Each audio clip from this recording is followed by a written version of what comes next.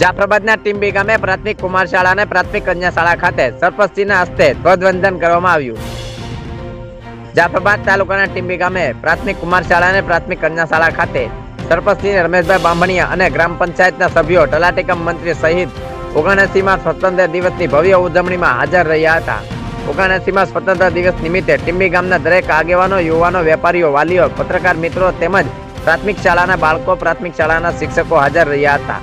79માં સ્વતંત્ર દિવસની ઉજવણી બાદ શાળાના બાળકો દ્વારા વિવિધ સાંસ્કૃતિક કાર્યક્રમ યોજાયો હતો.